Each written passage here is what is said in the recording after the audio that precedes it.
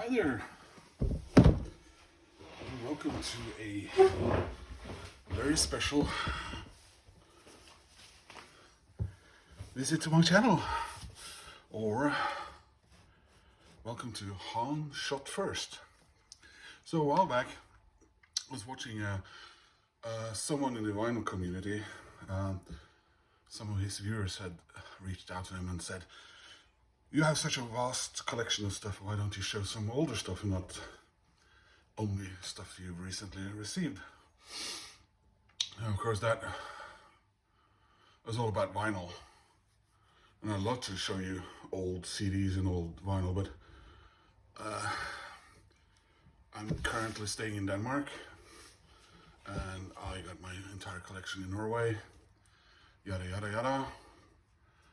We'll get into that later. So what I thought I'd do was I would do a retro look back, not in anger, episode, and have a look at something in my collection I think is pretty special. So this is the Star Wars Trilogy Definitive Collection Laserdisc.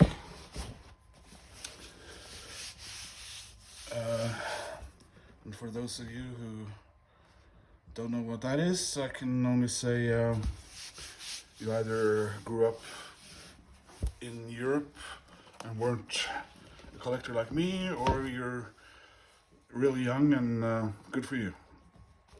So anything, looks like this came out in 1993, which is probably also around the time I bought it. What is cool about this is this was, far as I know, the last release of any of the Star Wars movies before George Lucas started messing with them, tinkering with them.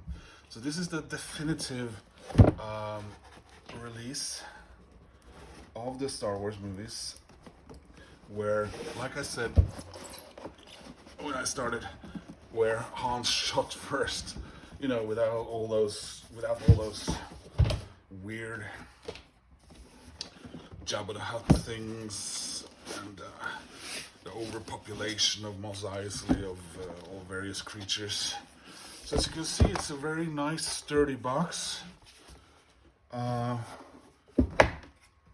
had it for, well, I had it for 30 years. Probably, unless of course I got it in '94.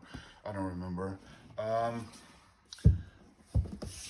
bought it in Norway, and then I brought it here when I moved here in '95 after my dad died. And I went to film college here in Denmark. I worked in cinemas and various stuff, and then after about 8 years I went back up to Norway. But I left my entire Laserdisc collection and most of my vinyl collection up to that point here in Denmark.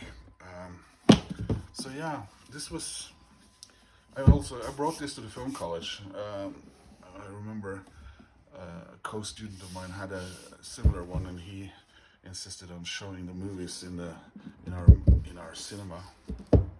So as you can see, all the Laserdiscs are in one. There's no, that's on order. Here we go, Star Wars. So no, it's just black, and as you can see, there's no gatefolds, but here you have the discs themselves. As you, I don't know if you guys know this, but normal Laserdiscs said CLV, and nicer ones said CAV. CAV had more information on the disc itself, which meant that you could pause the picture and do slow motion, which you can't do on a regular Laserdisc. But that took up more space, which meant that you had to switch sides. Now I had a Laserdisc with that switched sides on its own, but you had to change the discs more often. So here you have the whole, original Star Wars 1977, and as you can see, it's spread over 3 discs and 6 sides. So it's just what you had to live with when you had Laserdiscs. And you're thinking, well, isn't that a comparison? Now, Laserdisc never really broke through in Europe. Was quite big in the States, but never as big as it was in Japan, where apparently most people had a Laserdisc player, from what I heard.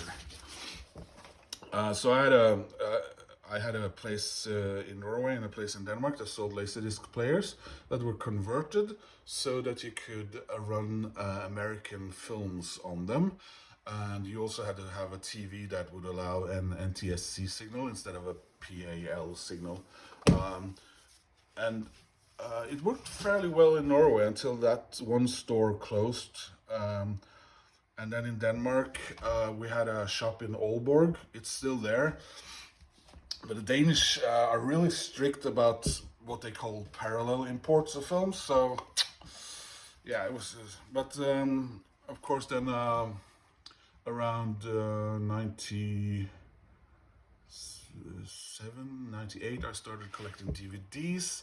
So my last, and I was going to bring that up here, but I forgot. My last, very last Laserdisc was actually a Japanese import of.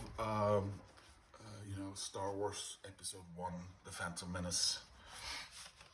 And then after that, I never bought any more Laserdiscs. So here you have this Empire Strikes Back. Again, nothing apart from the title to indicate what movie it is. Return of the Jedi. The picture quality was wonderful. You have to remember this was back in the days of VHS. So Laserdisc was far superior, also on sound. I had a surround sound system built up for Laserdiscs.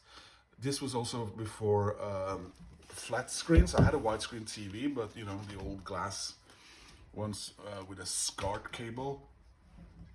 As much as I'd like to, I do run Laserdisc films once in a while still on my flat screens, but the picture quality is far below what it was when you had the old style TVs that were meant for them. And here you have a little companion, and you see here THX. That was the Lucasfilm sound, and still is, I think. And then here you have the people responsible. And of course, this was back when Star Wars was the holiest things of holy. And then he re-released them just before the Phantom Menace, with all those CGI extras and yeah. But here you have the chapters, points of interests. Here's The Empire Strikes Back. I love that poster.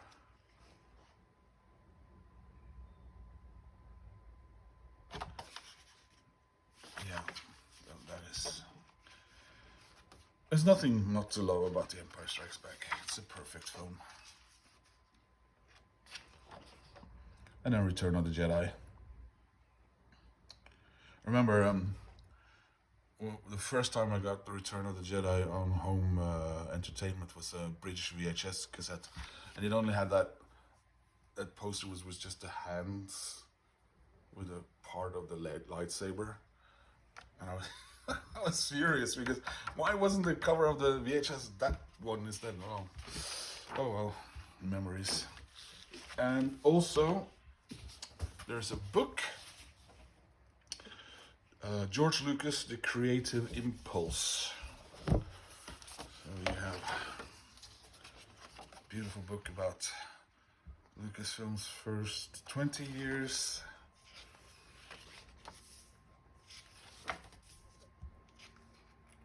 Forward by Francis Coppola.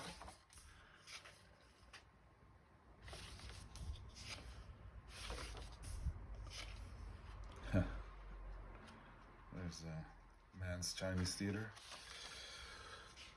Yeah, so lots of stuff to look into there. I still haven't seen that movie. His first THX 1138. We have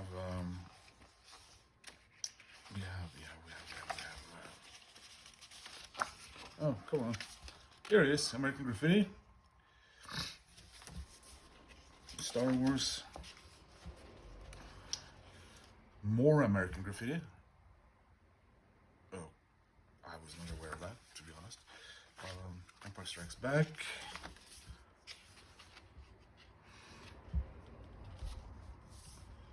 Luke. Don't believe Mel Brooks.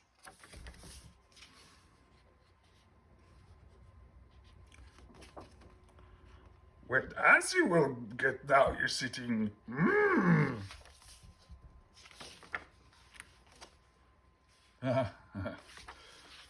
Of course, this is. I love these scenes from Hoth being a Norwegian because they were filmed in Norway.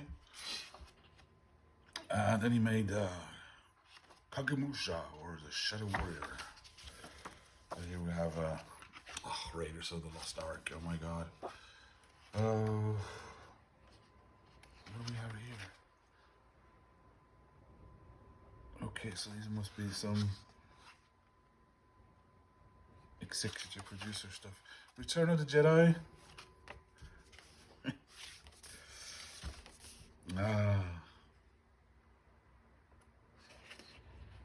Fully operational space station.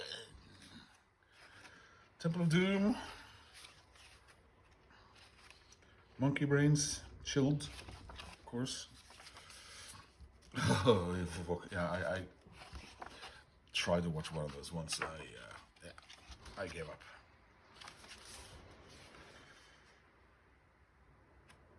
Mishma.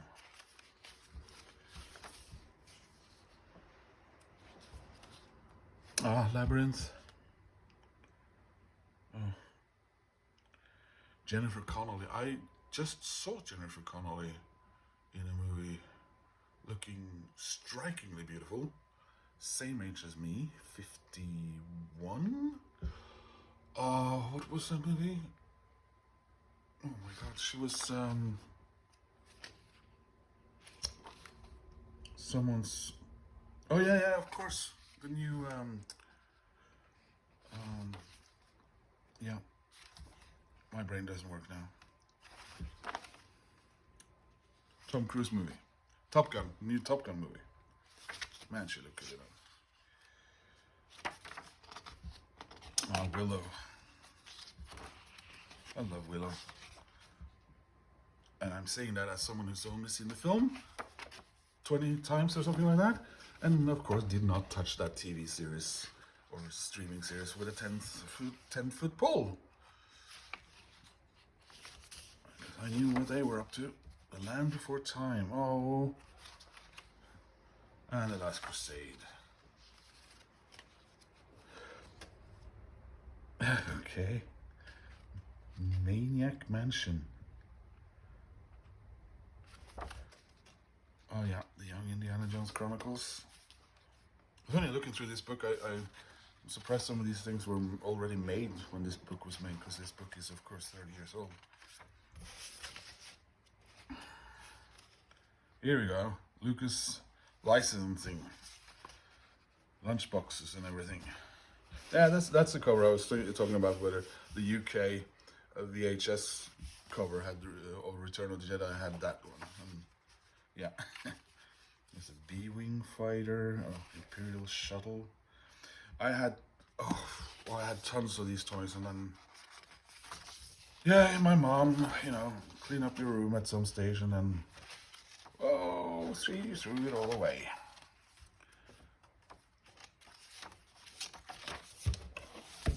Now, for those of you who own this thing, you might say there's something missing, and that's true. The poster is missing because the poster is on my bedroom wall in a frame. So there you go. Let's look at Blast from the Past, a retro look at Star Wars Trilogy, the definitive collection. You know, the real Star Wars movies on Laserdisc. Bet you didn't think you were going to watch that on this channel. If you watched it all the way through, thank you so much. We'll be looking at some other fun stuff, and there will be records coming soon. Otherwise, again, please click like and subscribe if you can, and thank you so much for watching. Take care.